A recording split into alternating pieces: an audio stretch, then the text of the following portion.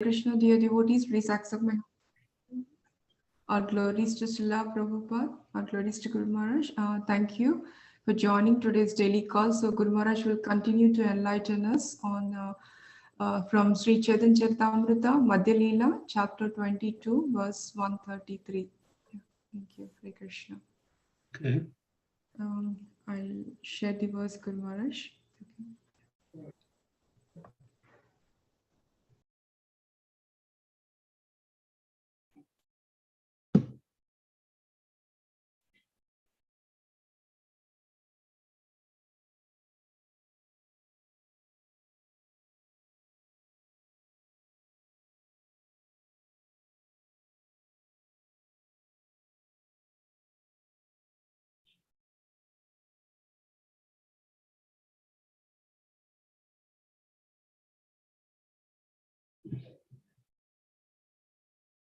Okay.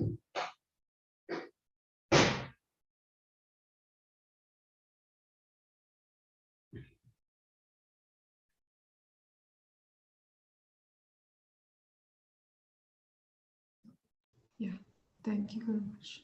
Hare Krishna. Okay, Madhya Leela, chapter 22, verse 133. Jaya Jaya Sri Chaitanya Jaya Nityananda Jaya Dvaita Chandra Jaya Gaur Bhakta Vrindam Duruha Bhuta Virasmin Duruha Bhuta Virasmin Shraradure Stupanchike Tatra Swalpopi Sambandha Sadhyam Bhava Janmane. The power of these five principles is very wonderful and difficult to understand. Even without faith in them, a person who is offenseless can awaken his dormant love of Krishna simply by being a little connected with them. Next verse. This is from Bhakti Rasamrita Sindhu. Eka anga sarike he sarabahu anga nishta hoila hoile upajaya primera taranga. When one is firmly fixed in devotional service, whether he executes one or many processes of devotional service, the waves of love of Godhead will awaken. Purport. The 9 processes of devotional service are Shravanam, Kirtanam, Vishnu, Smaranam, Padasevanam, Archanam, Vandanam, Dasyat, Sakyam, Atmanivedanam. So there is a listing and an explanation in the same chapter in text 121. Go on to the next verse. Ekka ange sirapaila bahu bhaktagana ambari sara bhaktera bahu anga sadhana. Translation. There are many devotees who execute only one of the 9 processes of devotional service. Nonetheless, they get ultimate success. Devotees like Maharaj Ambarish executed all 9 items, and they also get ultimate success.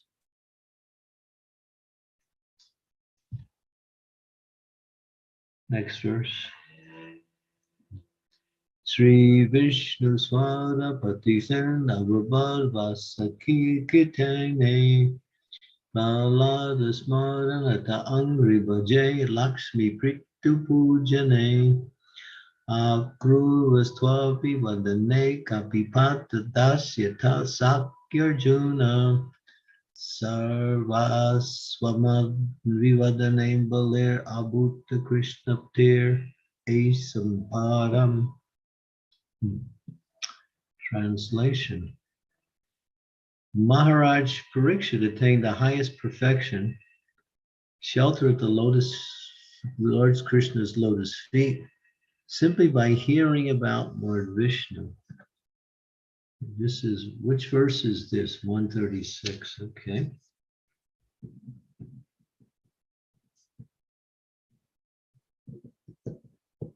Where are you going? Don't move. Sukadev Goswami attained perfection simply by reciting Srimad Bhagavatam. Prahlad Maharaj attained perfection by remembering the Lord. The goddess of fortune attained perfection by massaging the transcendental legs of Mahavishnu. Maharaj Prithu attained perfection by worshipping the deity. And Akrura attained perfection by offering prayers unto the Lord. Bhajangaji, Hanuman, attained perfection by rendering service to Lord Ramachandra. And Arjuna attained perfection simply by being Krishna's friend. Bali Maharaj attained perfection by dedicating everything to the lotus feet of Krishna. Purport. This verse appears in the Padyavali and in the Bhakti Rasamrita Sindhu. There's also a listing of these 9 personalities and their different angas of perfection in one of the verses of Sri Ishopanishads.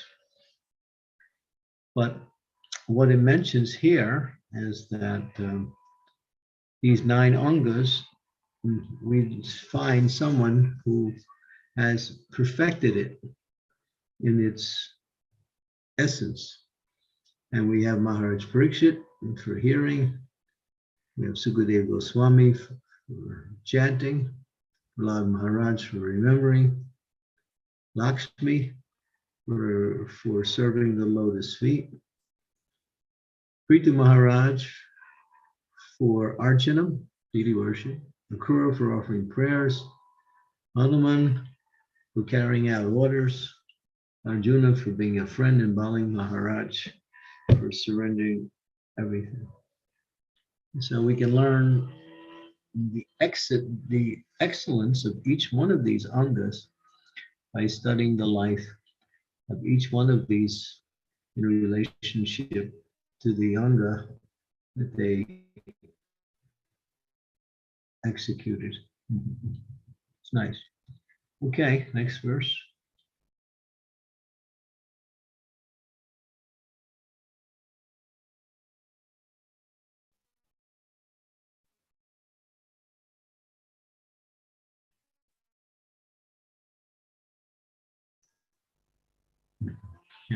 Okay, right there. Stop there. Okay.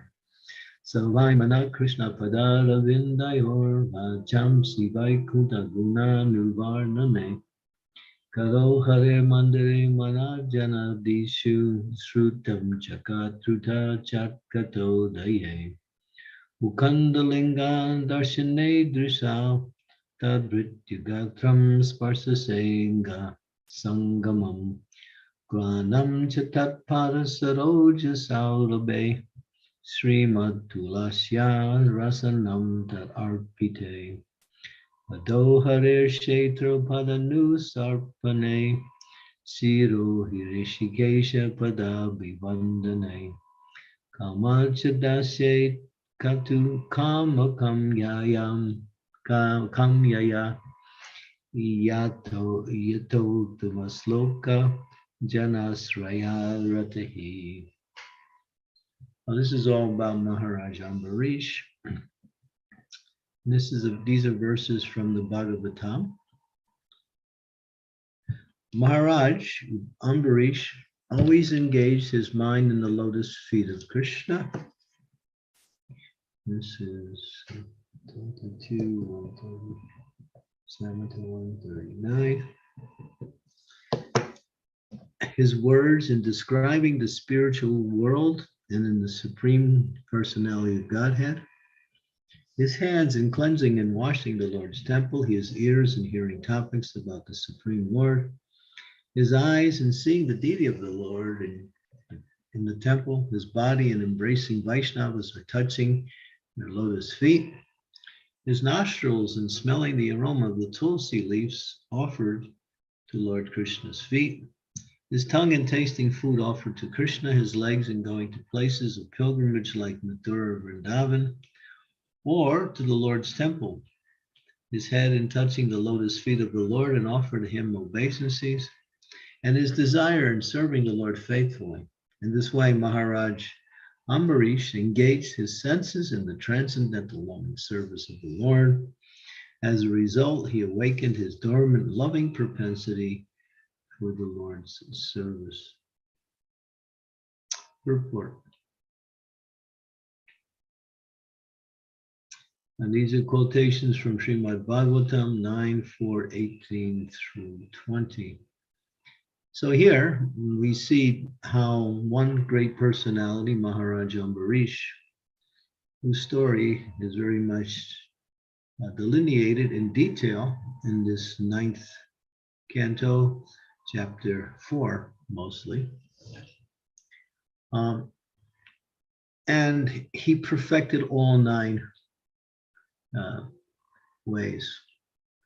He's considered to be the best as an overall perfection in all of the different categories. He didn't limit himself to one, but he engaged in all 9 at the same time. So this can also be done by a sincere devotee who executes all 9. And when we actually look at it, we see that many devotees do this occasionally, not what we say on a regular basis, but they're doing all of these 9 processes.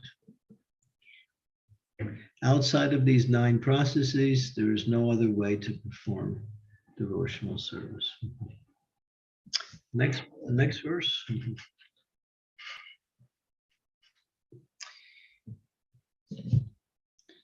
Kama tyage Krishna bhaje shastra anamani devarish prita dikera kabu neha rani.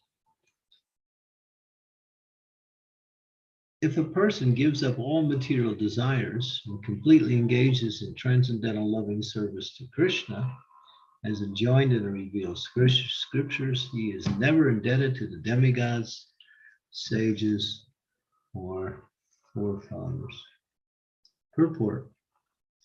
After birth, every man is indebted in so many ways. He is indebted to the demigods for their supplying necessities like air, light, and water. When one takes advantage of the Vedic literatures, one becomes indebted to great sages like Vyasa, Narada, Devala, Asita. When one takes birth in a particular family, he becomes indebted to his forefathers. We are indebted to common living entities like cows, from which we take milk. Because we accept service from so many animals, we become indebted. However, if one is completely engaged in devotional service, he is absolved of all debts. This is confirmed in the following verse, quoted from the Srimad Bhagavatam.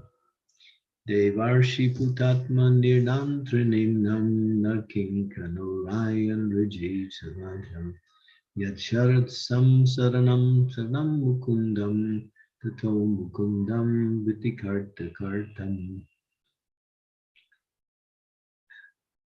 Are you awake or are you sleeping?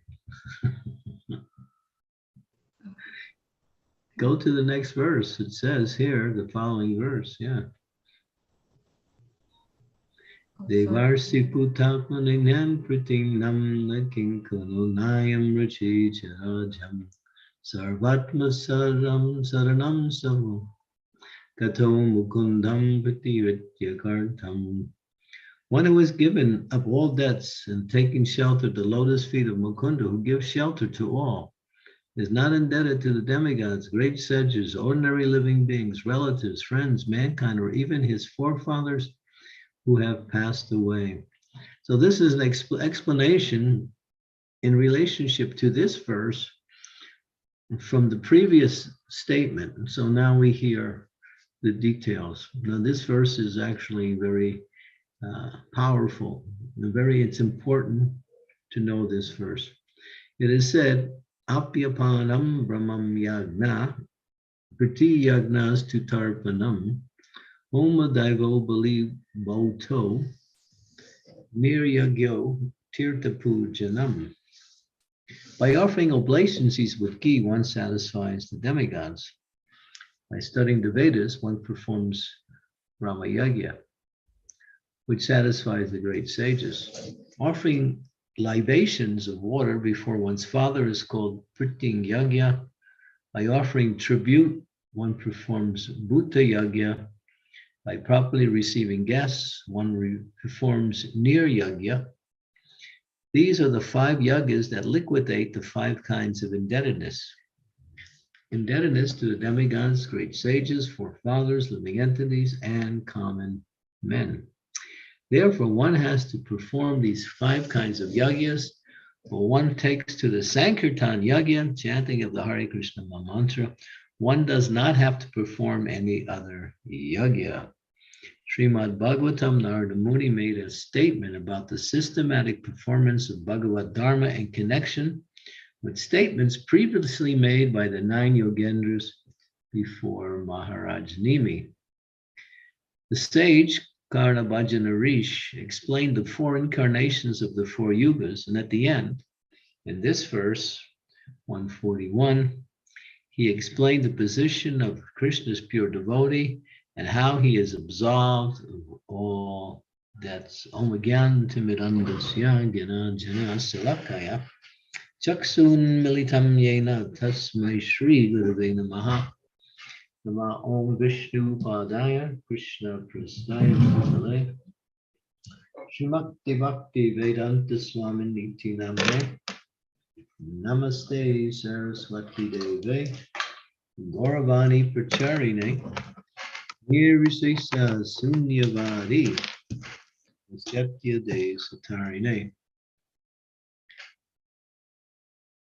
Vanchakalpatarubhischa Kripa Sindhupe Evacha Patitanam Abhinebhyo Vaishnavebhyo Namaho Namaha Jai Sri Krishna Chaitanya Prabhu Nityananda Shri Advaita Gadadhar Srivasadi Gaur Bhaktivinoda Hare Krishna, Krishna Krishna, Hare Hare, Hare Rama, Rama Rama, Hare Hare.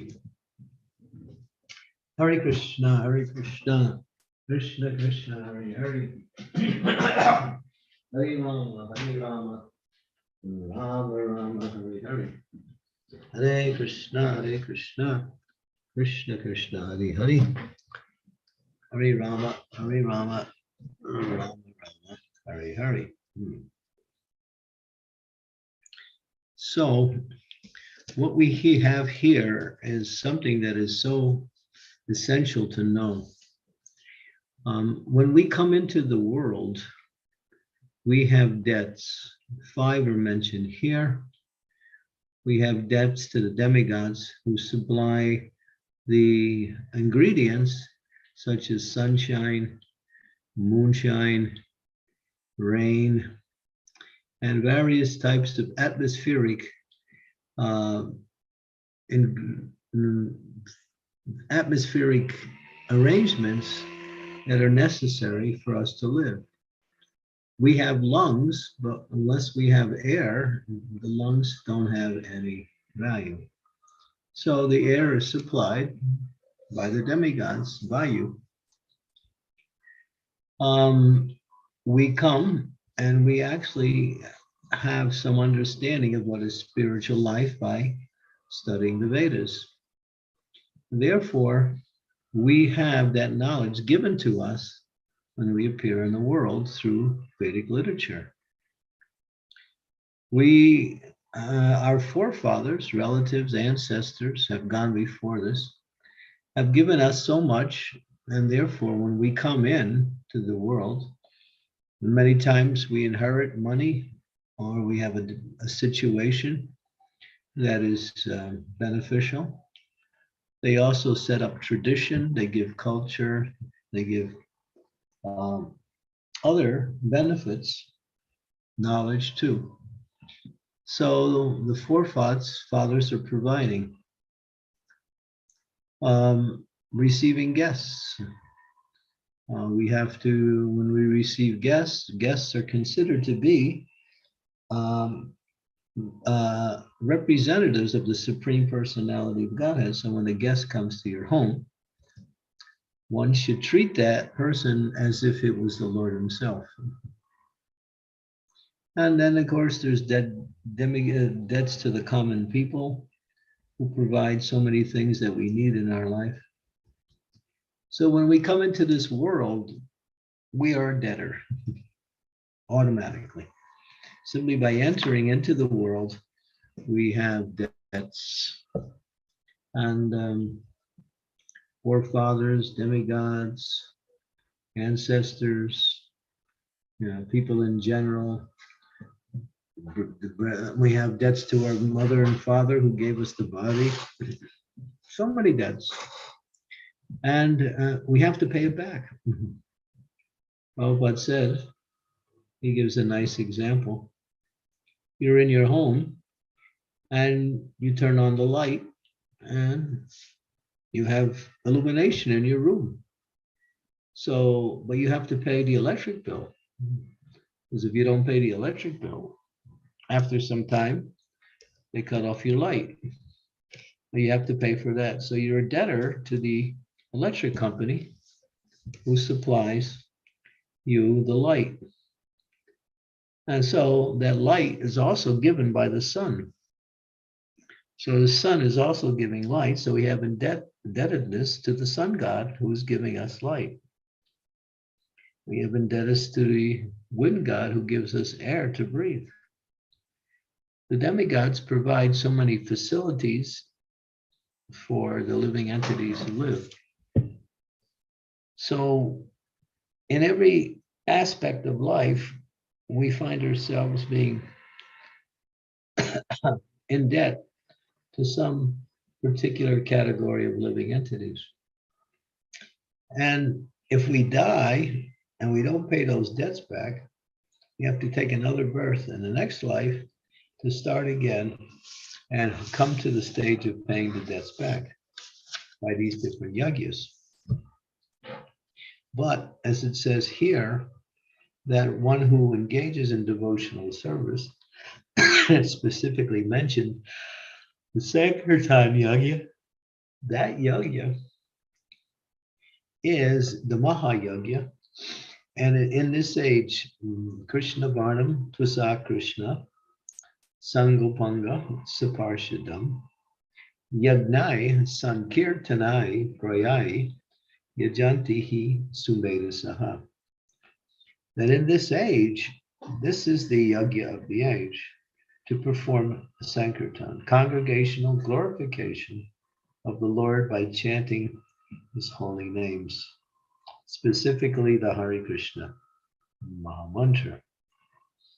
So if one engages regularly in these activities of Sankirtan and performs the process of devotional service, then even if one does not perform any of the other yagyas, still they become free from the debts that these yagyas place upon us, or these different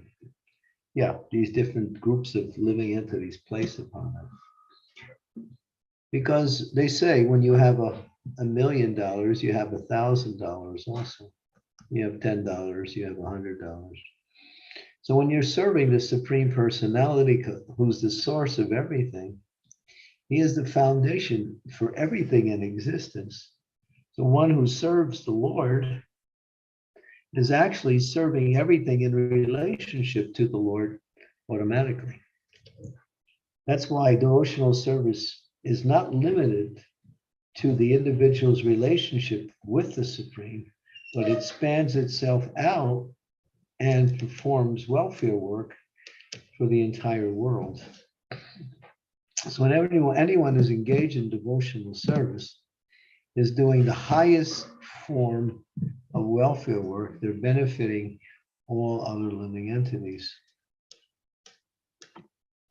And that is not some statement, it's actually a statement of the Shastras, that automatically one benefits all living entities completely and perfectly when the source of all living entities is served, and that is the Supreme Personality of Godhead. So this is the power of devotional service. But we can also learn that if we don't take the devotional service, or we take the devotional service in an incomplete way, we will be responsible for some of the debts that have occurred due to our taking birth in this material world. Now, this is a very interesting verse because it helps to put everything in perspective. What is that perspective? That our responsibility is to do good to all living entities by serving the Supreme Personality of Godhead. This is the goal of devotional service, to benefit everyone by serving the Lord. And by serving the Lord, then one also benefits themselves in the highest standard by purifying their consciousness and going back home, back to Godhead. So in this particular verse here, it's very relevant. So we should learn this verse and learn the meaning of it and understand how merciful the process of devotional service is, especially the chanting of the Hare Krishna Maha Mantra. Prabhupada doesn't even speak about devotional service here. He speaks about just chanting. So one who does Sankirtan means congregational glorification of the Lord. And not just chanting, but Sankirtan chanting like that. So we have a great opportunity to free ourselves from all the reactions of the debts that we have incurred simply by engaging in Harinam Sankirtan, which is the epitome or the pinnacle of all devotional activities. To serve the Lord in the perfect way means to serve the Lord by serving his energies in the form of, not serving his energy, serving him in the form of devotional service. His energies automatically are benefited when we serve him. So there's not much more we can speak about here, but we can just see how fortunate we are, because everyone in the material world, when they come in, they have these debts. And if they don't take up devotional service, they have to come back life after life after life, continuously coming back and paying the debts to those persons who provide whatever they need to live in the world. It's a very clear understanding of the responsibilities we have, and we take on a human form of life. And it's also a tribute to the glory of devotional service. How powerful. If you please Krishna, you please everyone. Just like it says, if you put food in the stomach, then all the parts of the body are nourished through the process of eating. If you were to try to nourish each part of the body by putting food into the hand and let the hand eat it, or into the ear, it would be quite ludicrous. But this is what people are doing. They're trying to water the tree by watering the branches. Or they're trying to eat food by putting it, and say there's 9 holes in the body, you can put it in any one of the holes. No, you have to put it in that one that is designed to accept food, and that is the mouth. So in the same way that if we want to live life, life means to serve the Supreme Personality of Godhead. That is actual life. And one who is not in that connection has so many responsibilities automatically about taking birth in this world. Okay, so I'll stop there and see if there's any comments or questions.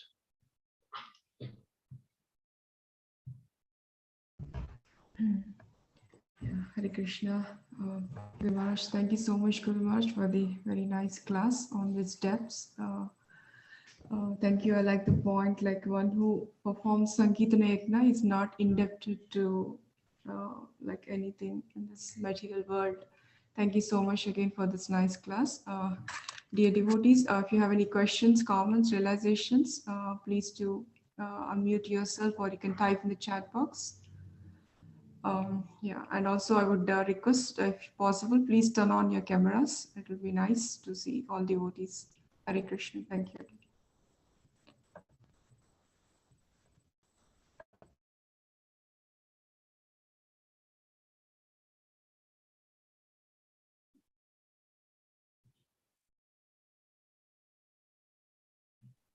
You're on mute, Mataji. Sorry, Mataji. I'm sorry. Please go ahead, Mataji. Hare Krishna. Thank you. Yeah. Hare Krishna, Guru Maharaj. Please accept my humble obeisances, all glories to Srila Prabhupada and all glories to your lotus feet. I just wanted to ask one question, Guru Maharaj, that as you say that when we do the chanting of Hare Krishna Mahamantra and when we do devotional service, all the depths are cleared. So do we need to do any extra than our 16 rounds, or that 16 round covers this? You simply follow the instructions as given, then you're in devotional service. That's all. Anything extra, that comes by way of your activity. But the minimum is there. The minimum is chant 16 rounds, follow the 4 Good principles, and use your time to serve the Lord in some way or another. We have to do service, not just chant 16 rounds and follow. We have to do, we can't just simply say, well, I'm initiated, I have 16 rounds I'm doing every day, I follow the 4, but we don't do any practical service. No, we have to do service for the Lord.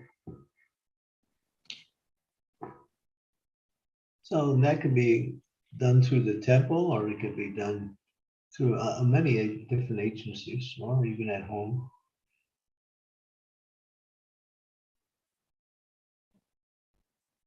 Okay, thank you very much. Hey. Hare Krishna.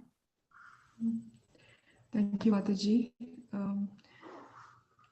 Yeah, so I don't see any questions. So, Guru Maharaj, I just have a question. Like you mentioned, like one point. I'm just trying to understand. Like, if you take devotional service in incomplete way, still like you're indebted. So, could you please a little bit explain on that? So, means like.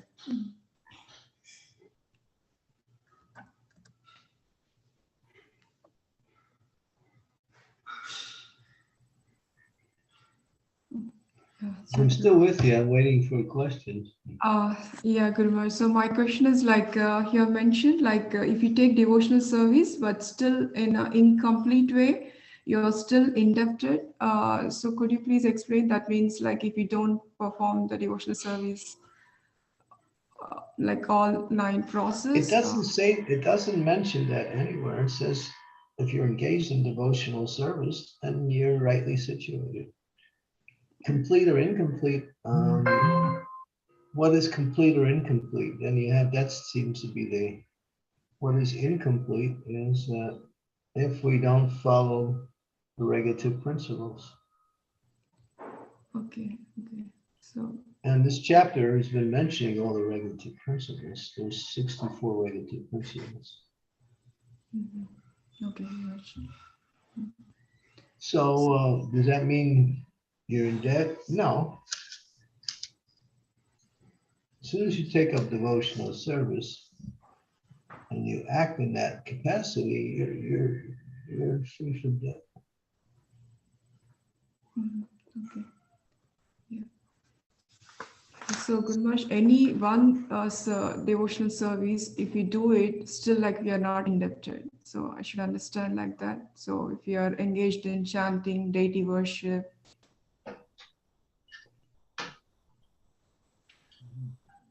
Yeah, that's fine. That's devotional service. Okay. Yeah. Thank you very much. Thank you very much. It doesn't say you have to do so much devotion. It says you have to be engaged in devotional service.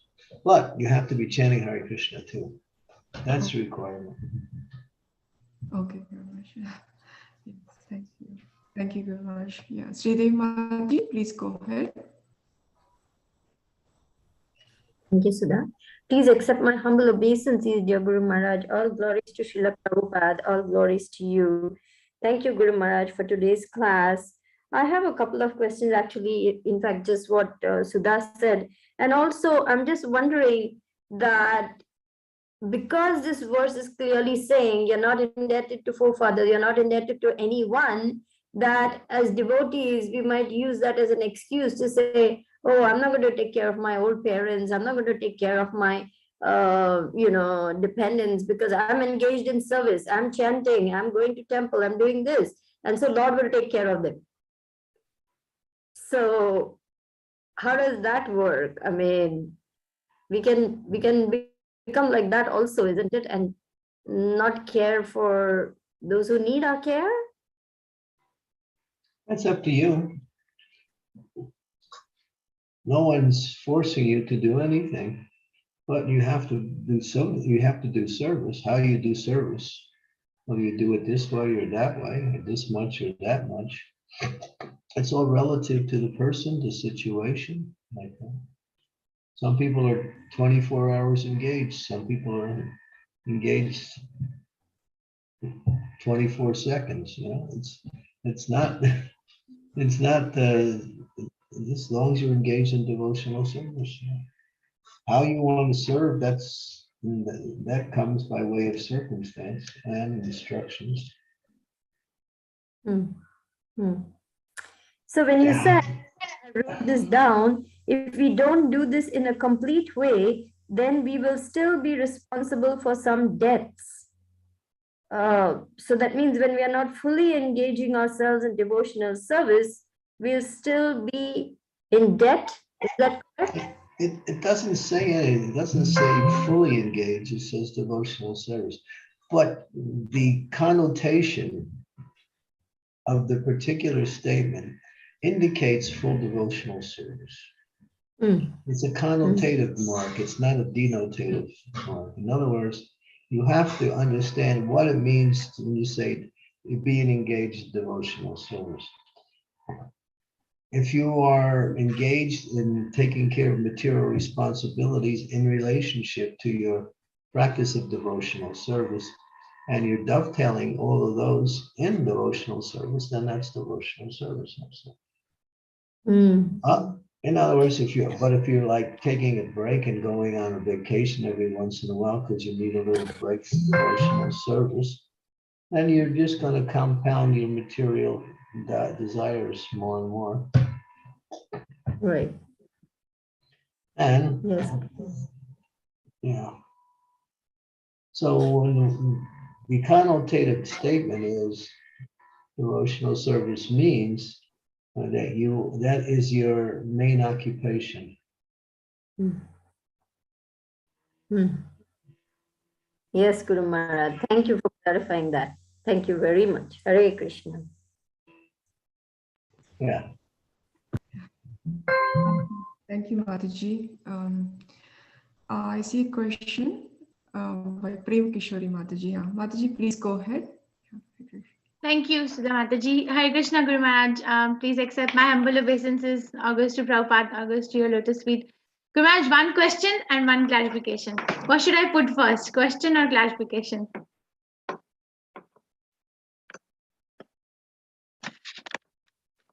I can't hear. Guru Maharaj, we can't hear you. I think.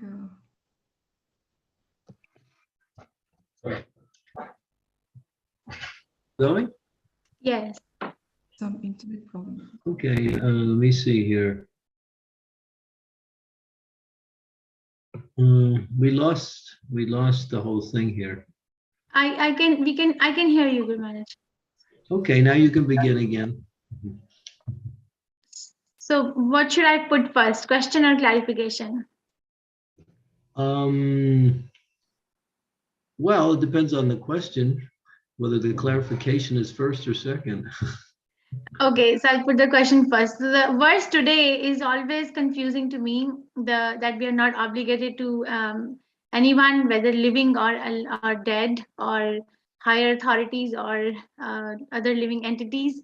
If a living entity takes to devotional service, but we read in Chaitanya Chaitamrita, and I've heard your lectures too, that Advaita Acharya was performing the Shraddha ceremony and then giving the prasadam to Haridas Thakur Prabhupada. So if we are not indebted, then I can't connect what is, if you can please help me understand that, what is this Leela of the Lord? What should I learn out of it? Oh, you want to know why Advaita Acharya performed the Strata ceremony when Haridas Thakur is already engaged in devotional service? No, when he is the incarnation of God himself, and we perform Shraddha ceremony because we are indebted. And because, let's say, my grandfather I am indebted for his affection, for his, Right. so I perform for him because I want him in a safe place. So I perform. But if I take to Krishna consciousness, then I don't need to perform, because he's going to be in a safe place by hook or trick. He's going to be. But Right. Advaita Acharya is performing, and he's incarnation of Vishnu. I mean, he's Mahavishnu himself. So Why did he perform that ceremony? Is that the question? Yes. What's that Leela? What should I understand? Because we are not indebted. Well, yeah, it was to glorify Srila Haridas Thakur as the best of all. That here's a person who is actually engaged in devotional service. Therefore, he was seen as, from the Advaita Acharya's worship, as the best of all persons. So therefore, because he's engaged in devotional service. So that's, so he got this, yeah. So he received the remnants of the Shradapatra. But the Brahmins, they do that. They do the Shradapatra ceremony as in order to purify their relatives, the forefathers. It's karma kanda. That's what that is. But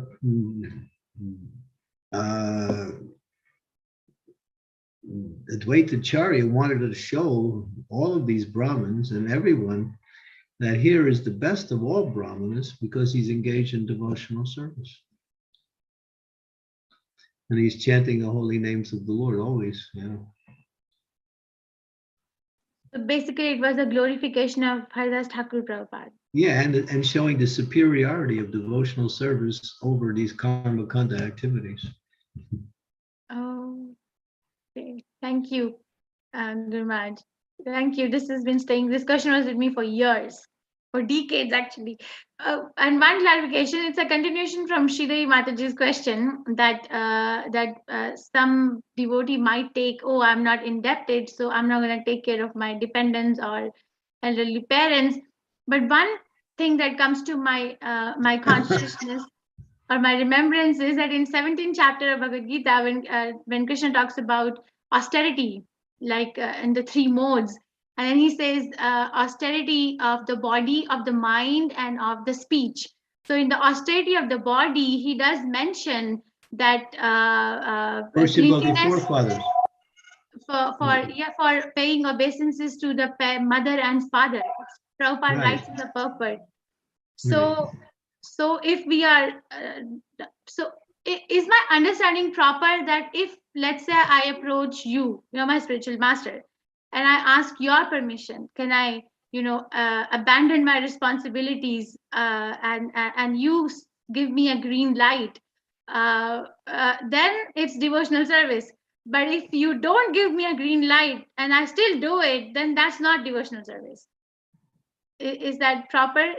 Because I read this book, I'm still reading Radha Damodar Vilas, and in that I read the life of Vishnujan Swami. and how he was approaching Prabhupada, whether he should go back to his young wife and 2 children or not, and how Prabhupada was giving him personal instruction, and then he stuck to it, what Prabhupada said. Well, I think it comes down to the instructions of the spiritual master, because on the individual level, it might be different.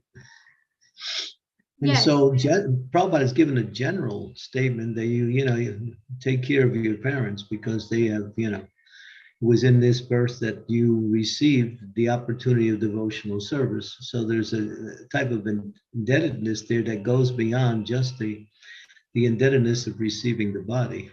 It's the indebtedness of, that you, because of them, now you have become a devotee in this life. So that this birth is special, and therefore these parents are special. And while translating a little bit of your diary, I remember translating one thing, if you give me permission to say what I remember. Yeah, go ahead. You were writing and you were thanking your mother. Thank you, mother, for taking care of me so I can become an able person to do what I'm doing right now. That was really touching. I think that's just ordinary relationship, that we appreciate anybody who's done anything for us, that it doesn't have to be legislation in some kind of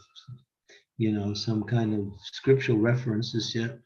Anybody has done anything for us, we feel some way we want to reciprocate in some way.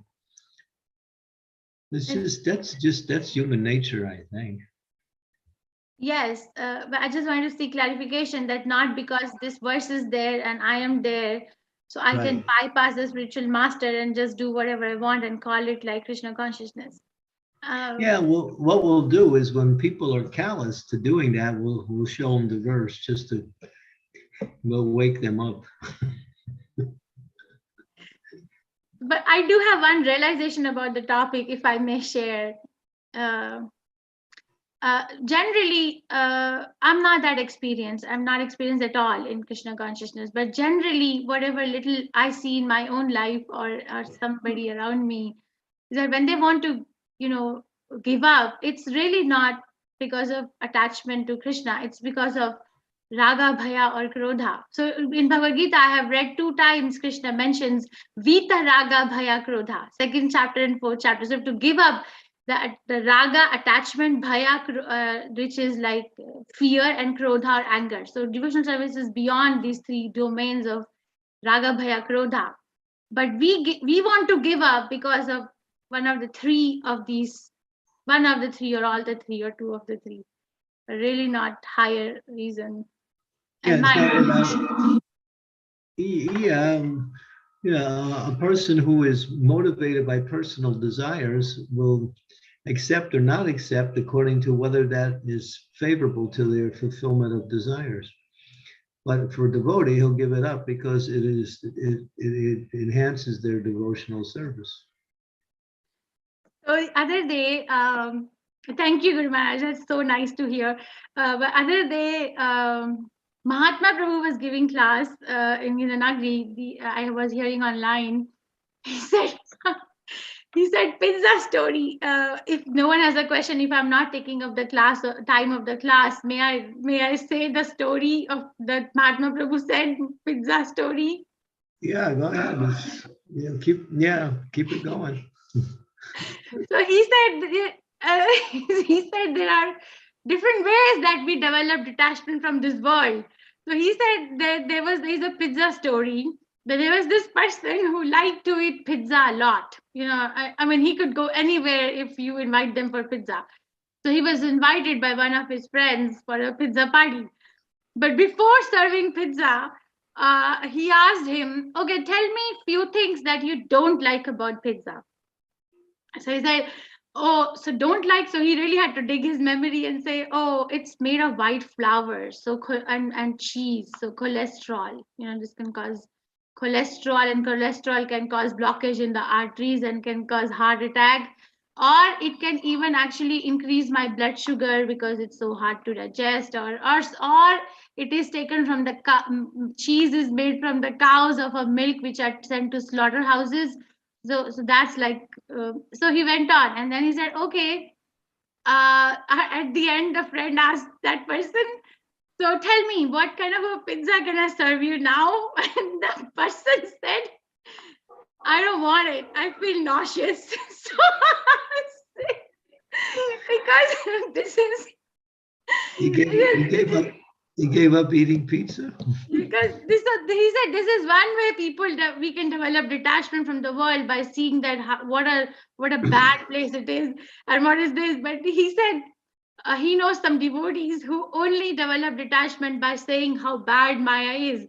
Not the highest standard, but it's still fine. The highest standard is that I am automatically detached because I'm attached to something else. Yeah, I can tell you one of the primary ways that we can become detached.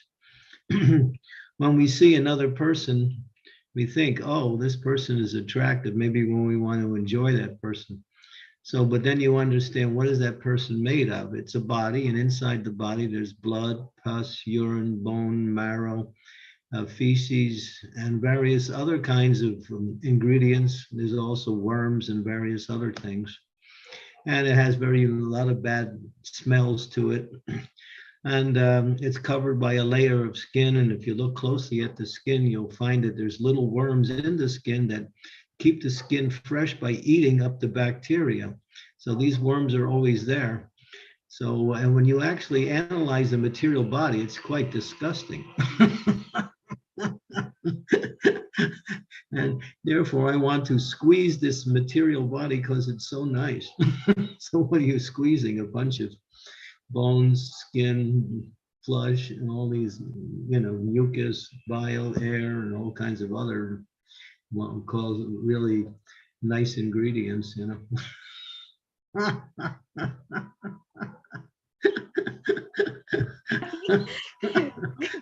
Thank you very much. That's the classic one.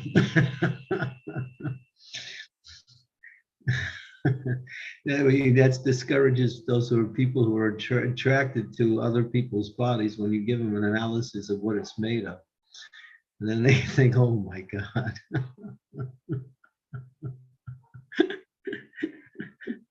It's this little thin layer of skin that makes it attractive. But then again, if you take your microscope and look at the skin, you'll see things that will turn you off also.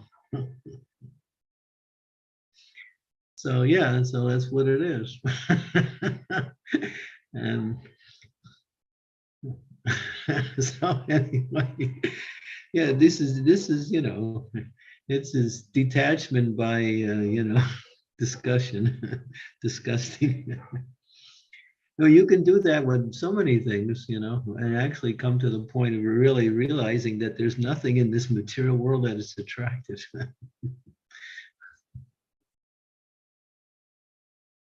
Yes, thank you very much.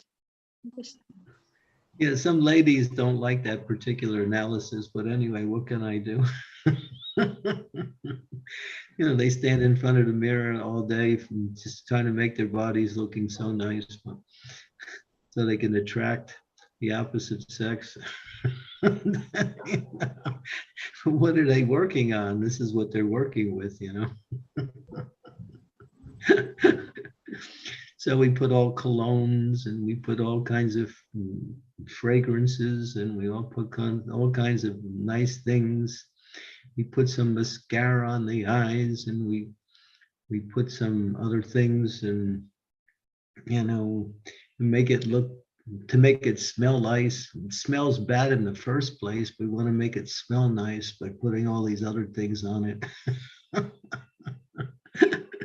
So, yeah. So welcome to reality.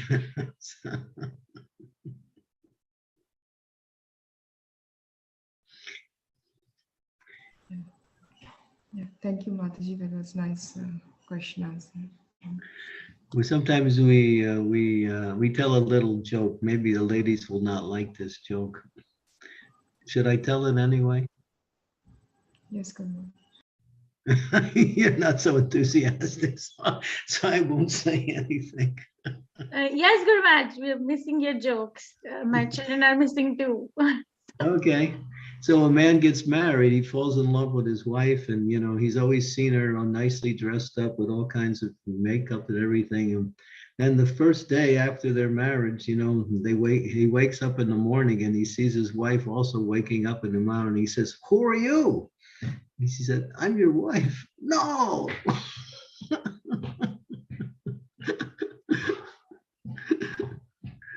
Yeah, so the reality comes at one point in life.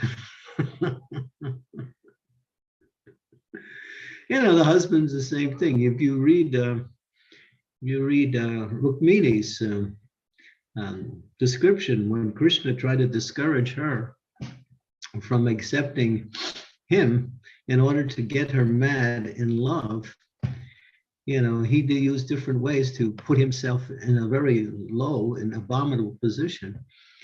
And then at the end, he was hoping that she would get angry, but she didn't. She fainted. And then Krishna realized, oh my God, what did I do? You know, so he picked up his loving wife and started to show affection to her. And then she spoke, and then she spoke this powerful verse.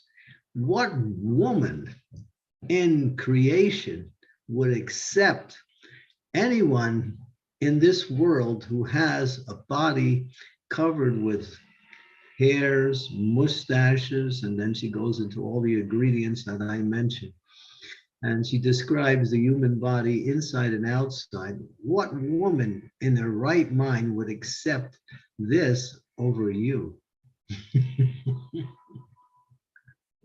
And the verse is 10th canto, chapter 45, and verse number 60. You can read both the translation and the purport. And it's really a glorification of, not a glorification. It's women's liberation, really.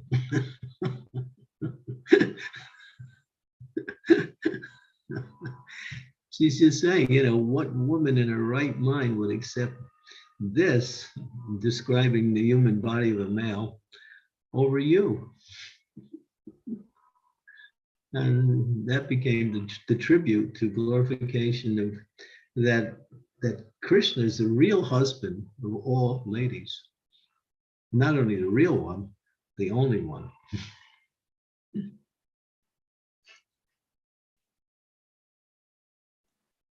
Thank you, Guru Maharaj. It's so nice.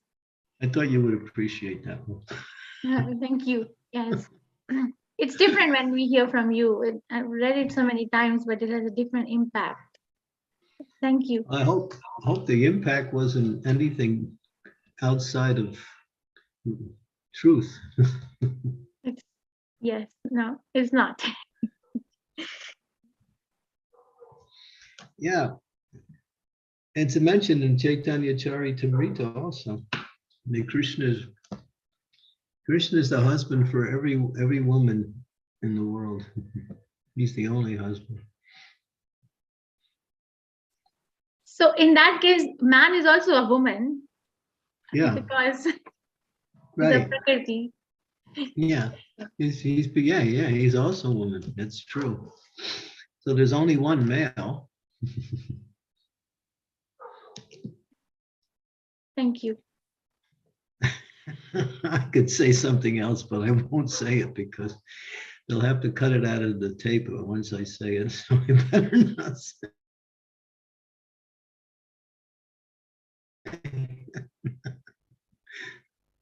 Should I say it? Yes, Guru Maharaj. How about we Please. get a vote from the rest of the devotees? Should I say it? Yes, Guru Maharaj, Hare please. Krishna. Yes, Guru Maharaj. Okay. So unless you're performing devotional service and you're making Krishna the object of your devotion and your love, ultimately, you're interacting. This is about materialistic people. It has nothing to do with devotees. So everyone in the material world is a lesbian. Now think about that, because as Prem Kishori said, everyone is Prakriti. That means everyone is feminine. So all relationships in the material world are lesbianism.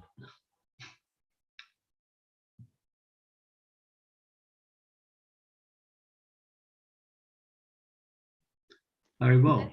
That's kind of a revolutionary statement.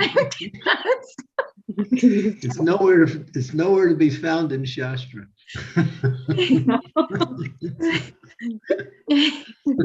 Yeah, because everyone's Prakriti, right? That means they're all feminine. Yes. Yeah. It's kind of a stretching the definition a little bit, but it has some value. Thank you. I wouldn't use it in any lecture, though. Some people would not understand.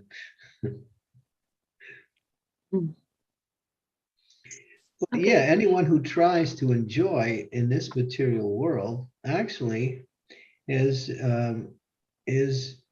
crazy, because there's no enjoyment here. We're not meant to enjoy either. We're meant to serve.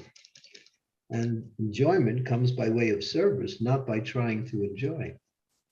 So everyone in the material world is insane. It's insanity.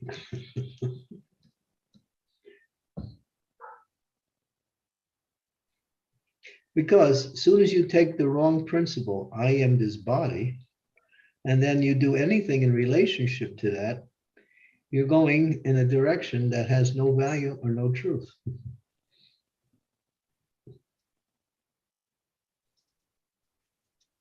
I mean, we maintain the body. Why do we maintain the body? Because just like you're a doctor, so you help bring people's body back to health. So the body is important because the soul is in it. So for maintenance of the body, even the scriptures say, yes, one should maintain the body. One should live a healthy life, because by living a healthy life, one can strive to achieve the goal of life, which is self-realization. So the only real value in material life is to somehow maintain your body. That's sanity. Outside of that, everything is insanity.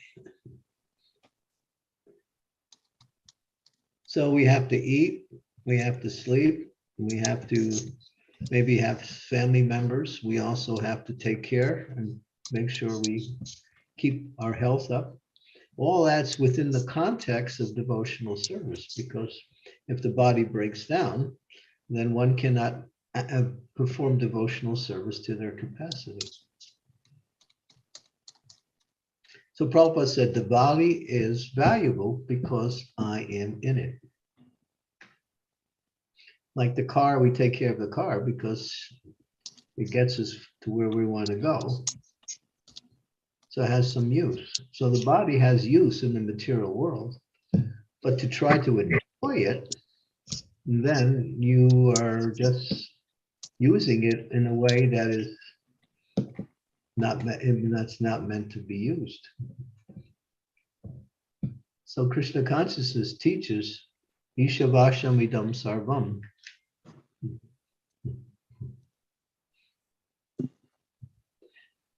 Everything animate and inanimate is owned by and controlled by law.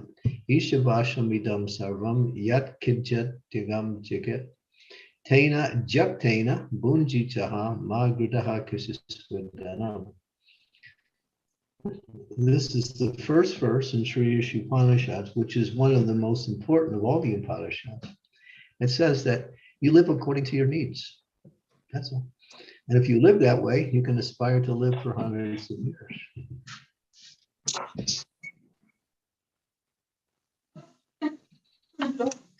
Nice. But our need, maintaining of the body is not sense gratification, it's sense satisfaction, which is required.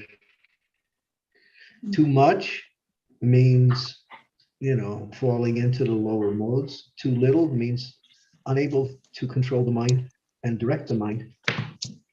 and the body in the right way. So not too much, not too little.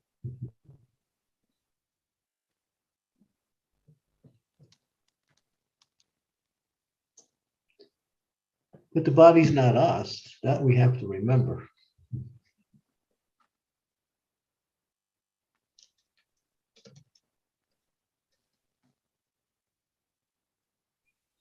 Okay. Any other questions or comments? That satisfied my soul need.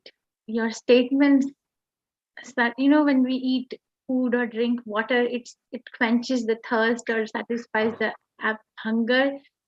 But your statement satisfied the soul. So I don't know how to express it, but it helps me to rewrite my story of life. You know, I used to feel stuck. That I'm stuck in somewhere, this or that, or what am I? But I don't have identity crisis anymore. So I'm very grateful to you. Thank you. Good, yeah. Yeah. Yeah. Take care of the car, but don't polish it all day. It gets you where you need to go. This body is a good vehicle to perform devotional service in, because you can become self-realized. Where in the lower species of life, although they also have bodies, they cannot attain the goal of life in those bodies. They have to give up those bodies and come to the human form of life before they can start practicing the purpose of their existence.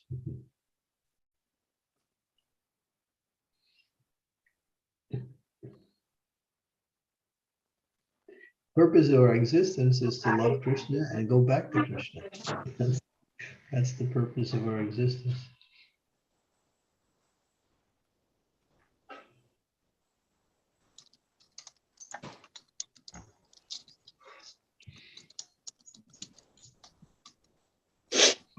Thank you. Thank you very much. Thank you so much. That's really very nice. Full points. Okay, so Sridevi Mataji, your hand is raised. You have any questions? who? Sridevi Mataji.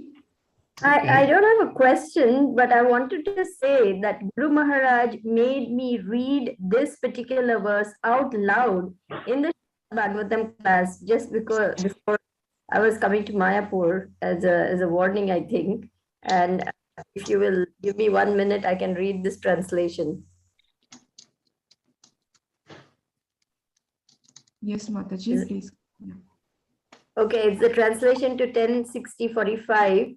A woman who fails to relish the fragrance of the honey of your lotus feet becomes totally befooled, and thus she accepts as her husband or lover a living corpse covered with skin, whiskers, nails, head hair, and body hair, and filled with flesh, bones, blood, parasite, feces, mucus, bile, and air. So after that, Guru Maharaj said, so Sridevi, are you convinced? Share that. Guru Maharaj saved me, as always. Hare Krishna. Krishna saved, Bhagavatam saved you.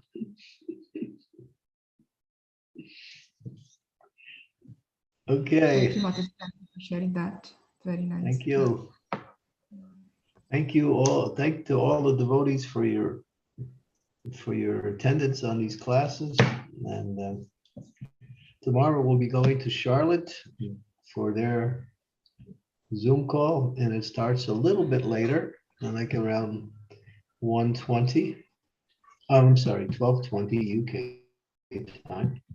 12:20 UK time, and so I think maybe Srimati, she will know what is the verse, because I don't.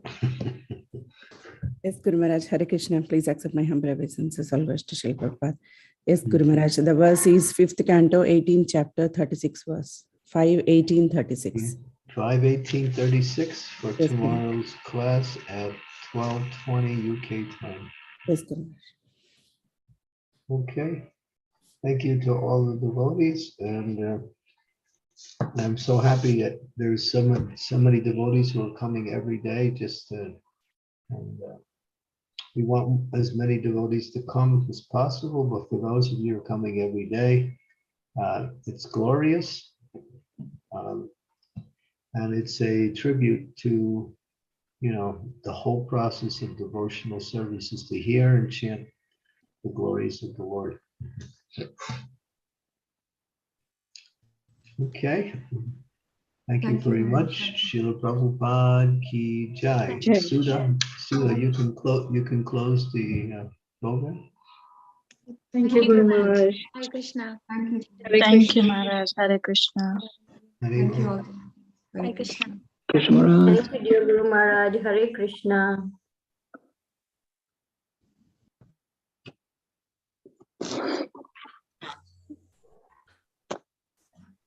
Srimati, we are having this class not on Thursday. We are having this tomorrow. Yes, Mataji. Guru Maharaj is traveling on Thursday, so that's why Okay. we changed it to tomorrow. Yeah. Okay. Thank So you. tomorrow we have to join other link. I'll post in the WhatsApp. Yeah. Okay. Thank you. Thank you. Hare Krishna. Okay, the host has to close the program. Okay, Gurvash, thank you so much. I'll end the call here. Thank you all devotees. Hare Krishna. Thank you, Guru Maharaj. Hare Krishna. Hari Bol. I'm ending the call, Guru Maharaj. Thank you so much.